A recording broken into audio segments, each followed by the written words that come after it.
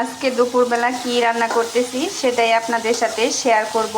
এই যে এখানে হচ্ছে মালঞ্চার শাক সিদ্ধ করে নিচ্ছি, আর এই যে শুকনা মরিচ ভেজে নিচ্ছি। এই শুকনা মরিচ দিয়ে শাকটা হচ্ছে খাওয়া হবে।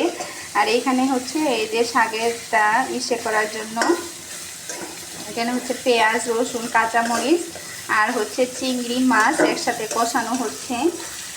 লবণও দিয়ে দেওয়া হয়েছে। আর এখানে যে চিংড়ি মাছটা মোটামুটি কষানো হয়ে গেছে। আর এই যে এখন শাকগুলো দিয়ে দিচ্ছি, দিয়ে ভালো করে মিশাই নেব। তারপর এদিকে হচ্ছে গাজর আলু ভাজি করছি। আর এদিকে রান্না করা হচ্ছে সজনে ডাঁটা, আলু আর চিংড়ি মাছ। তো আমার মেয়ের জন্য হচ্ছে আজকে এইখান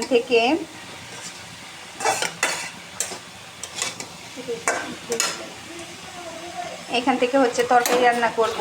চেষ্টা করতেছি হচ্ছে মেয়েকে আমাদের রান্না করা তরকারিগুলো খাওয়ানোর জন্য আর কি।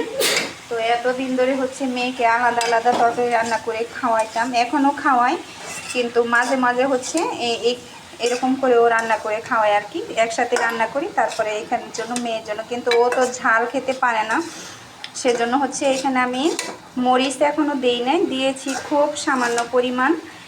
আর এই যে এখন তরকারিটা যেহেতু হয়ে আসছে, আর আমি এখন হচ্ছে ওর জন্য তরকারিটা হচ্ছে উঠিয়ে রাখতেছি। এই তরকারিটা দিয়ে হচ্ছে ও খাবে। এখন কিন্তু প্রায় বিকেল হতে চলো, আর আমার মেয়ে এখনও ঘুমাইতেছে। রাতে একটু কম ঘুমাইছিল। আর এই যে এটা মেয়ের জন্য রাখলাম। আর এইখানে এই যে আমি হচ্ছে সরিষা আর কাঁচামরিচ বেটে রেখেছিলাম, এটা এখন দিয়ে তারপর একটু নাড়াচাড়া করে তরকারিটা নামিয়ে রাখবো। আর এই যে এখানে মালঞ্চা শাক চিংড়ি মাছ দিয়ে ভাজা হয়ে গেছে প্রায়, আর কিছুক্ষণ ভেজে তারপরে নামিয়ে রাখবো আর কি। তো খেতে কিন্তু অবশ্যই অনেক মজা হবে।